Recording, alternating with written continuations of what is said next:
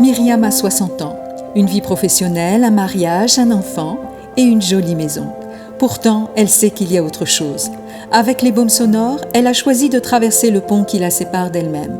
Dans cette série de capsules, nous suivons sa traversée au fil des écoutes, semaine après semaine. Première étape de cette traversée, stimuler les fonctions sanguines, activer la régénération cellulaire et transmuter la mémoire de l'âme grâce à la cure, régénération et libération mémorielle. Dans cette capsule, nous faisons le point sur la deuxième semaine d'écoute avec le baume sonore numéro 17 dédié au couple Rhin-Vessie. Vous êtes les bienvenus à bord. Pensez à vous abonner et à partager ce podcast. Bonjour Myriam. Bonjour Erin. Aujourd'hui, nous allons parler du baume Rhin-Vessie qui joue un rôle important dans la régénération du sang. Sur le plan subtil, les reins sont en lien avec la naissance, la croissance et la sexualité. Ils sont donc le support des forces de vie qui vont accompagner le développement de l'être tout au long de son incarnation. Donc avec ce baume Rhin-Vessie, on touche à deux aspects antinomiques qui sont les reflets d'une dualité inhérente à ce plan. Les reins représentent l'énergie de vie primordiale et les reins sont aussi le siège des peurs les plus profondes qui sous-tendent l'insécurité existentielle de l'être en incarnation. Peux-tu me dire comment s'est déroulée cette deuxième semaine d'écoute ? Confortable ou pas confortable ? Pas confortable du tout. C'est une semaine où j'ai été éreintée, lessivée, brassée profondément. D'ailleurs, ça doit s'entendre à ma voix. Est-ce que tu as noté une ou des sensations corporelles particulières durant les écoutes ? En fait, dès la première écoute, je sentais des mains qui effleuraient mes mains. Je sentais des mains dans mon dos et je savais ce que c'était, puisque ça me ramenait à des moments difficiles de mes premières années de vie où j'étais abusée sexuellement. C'était très inconfortable et je savais qu'il était temps pour moi de traverser de nouveau ce marécage-là, même si j'avais pas forcément envie. Et du coup, en termes de sensations corporelles, pendant les écoutes, j'ai beaucoup toussé, même après les écoutes, mais systématiquement, les écoutes déclenchaient des quintes de toux extrêmement violentes, au point d'avoir envie de vomir, tellement c'était une puissance qui était en train de remonter de cet abysse intérieur que je visualisais d'ailleurs. Vous voyez vraiment une chute d'eau vertigineuse qui s'abîmait dans un abîme sans fond, comme un chemin vers des générations passées. Et c'était extrêmement fort parce que j'ai été violée enfant. Ma mère était violée, ma grand-mère était violée. Il y a des mémoires comme ça extrêmement lourdes depuis plusieurs générations. Et voilà, en termes de sensations corporelles, c'est ça qui s'est invité. Alors pas tout le temps, bien sûr, mais qui était là, omniprésent, en fond, pendant les écoutes. Et on revient sur cette idée de retraverser la charge pour pouvoir la libérer. Donc toutes ces sensations sont la traduction de cette charge qui remonte pour être libérée. Et ces difficultés au niveau de la voix montrent à quel point ça doit être dit et verbalisé aujourd'hui. Alors oui, ça brûle, oui, ça pique, oui, c'est irritant et ça ne s'est pas arrêté à la voix.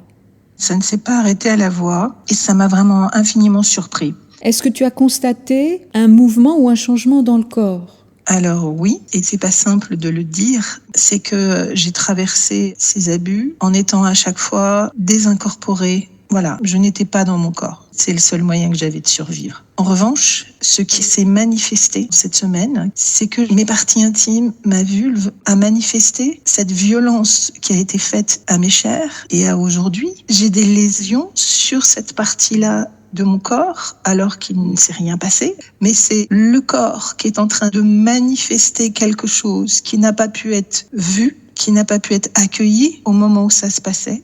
C'est d'une puissance qui me dépasse et en même temps qui me réjouit parce que ce qui a été fait, maintenant, tu peux le voir. Écoute, bravo, on en a discuté un petit peu avant et je savais que cet enregistrement serait difficile. Mais à quel point c'est indispensable de verbaliser et de permettre le déverrouillage de cette mémoire. Et je le rappelle, la cure que tu traverses, c'est régénération du corps et libération mémorielle. Et c'est ce qui se joue à cet instant dans ton corps qui traduit cette libération de la mémoire à travers ces stigmates. Alors, est-ce qu'il y a une douleur ou c'est simplement une trace ? Non, il y a les deux, mais la douleur est quand même très atténuée. C'est pas au point d'en pleurer, quoi. Tu retraverses la charge pour la libérer. C'est ça. C'est très important de le dire et de le souligner. Alors, as-tu relevé une synchronicité ou un événement significatif durant cette semaine éprouvante?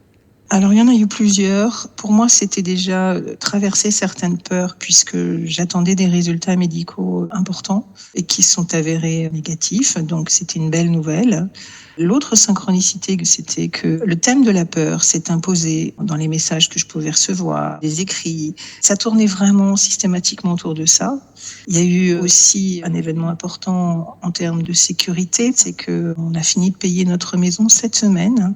Je ne pense pas que c'était un hasard, puisque la peur, c'est l'insécurité. Et chez moi, ça a été extrêmement constitutif de qui je suis. Donc cette maison payée, c'est pour moi très rassurant. Et par rapport aux tranches générationnelles, ce sont des générations de pauvreté extrême qui s'arrêtent.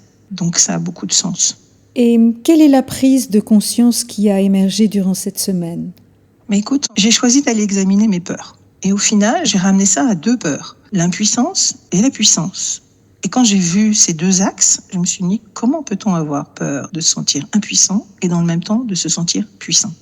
C'est tout le paradoxe de la dualité. En fait, ce sont les 2 faces d'une même pièce. Quand tu vois l'un, tu contactes l'autre. Ça reste une énergie qui te maintient dans l'illusion que tu es sans puissance, mais surtout qui te maintient à distance de ta puissance réelle. C'est un écran de fumée. Puis c'est une belle cage aussi dans laquelle bien s'enfermer. Et ce que j'ai mesuré cette semaine, c'était ça, c'est qu'en fait derrière toutes ces peurs, il y a un manque de confiance dans la vie qui s'explique dans mon histoire, dans les histoires des générations qui m'ont précédé. Mais voilà, il est temps que ça s'arrête et que ça ne passe plus par moi du tout. Moi, j'ai envie d'avoir confiance dans la vie. Et ce que je fais avec ces baumes, c'est d'aller maintenant vraiment vers la vie et les bras ouverts, quoi. Tu y vas et c'est droit devant, Myriam. Alors, je fais une petite aparté concernant ce baume qui concerne les reins et la vessie. La vessie, il se trouve que c'est un organe extrêmement sensible au stress et à l'envahissement. Elle touche toutes les problématiques en lien avec le territoire, la capacité de s'exprimer, la capacité de l'être à s'affirmer, mais aussi à poser des limites. Est-ce que ça te parle ? Je pense que les limites, je les pose en arrêtant de m'identifier à qui je crois être ou ce qui peut me traverser. Mes limites, je les pose de plus en plus à ces endroits-là. Mais en fait, les limites, tu les définis en t'exprimant et en verbalisant. C'est ce que tu es en train de faire là. En t'exprimant, en disant les choses, tu clarifies le territoire, tu le définis et tu poses les limites. C'est le fait de ne pas dire qui laisse un flou sur des limites qui ne sont pas clairement définies. D'où l'importance de dire les choses pour clarifier ton territoire, l'identifier pour toi-même et ancrer ses frontières. C'est la voie de l'affirmation de soi aussi. L'affirmation de soi, elle passe par l'expression de soi.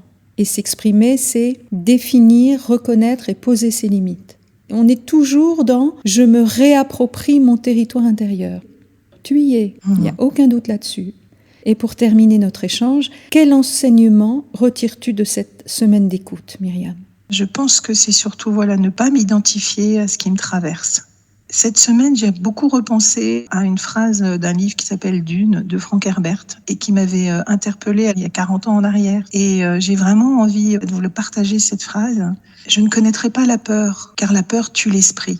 La peur est la petite mort qui conduit à l'oblitération totale. J'affronterai ma peur. Je lui permettrai de passer sur moi, au travers de moi. Et lorsqu'elle sera passée, je tournerai mon œil intérieur sur son chemin. Et là où elle sera passée, il n'y aura plus rien, rien que moi. Bravo Myriam et merci pour ce très beau texte. Alors tu vois, ta voix, elle est fragile, liée à cette phase de grande vulnérabilité que tu traverses, mais ton verbe est puissant. Ça n'a rien à voir avec le volume sonore de ta voix, qui est un peu éraillé en ce moment et on peut le comprendre. Merci infiniment Myriam pour ce partage. Merci Irène. Je suis avec toi de tout cœur. Prochaine étape de ta traversée, le baume sonore numéro 15, dédié au couple rate-pancréas. Je te dis à très vite. À bientôt. Si vous aussi, vous sentez qu'il est temps de vous lancer dans cette traversée intérieure pour devenir qui vous êtes vraiment, rendez-vous sur le site de la marque Tenso pour découvrir l'univers des baumes sonores. N'hésitez pas à demander un conseil personnalisé, je me ferai une immense joie de vous accompagner. Rendez-vous pour la suite de la traversée de Myriam, car cette traversée est aussi la vôtre. À très bientôt.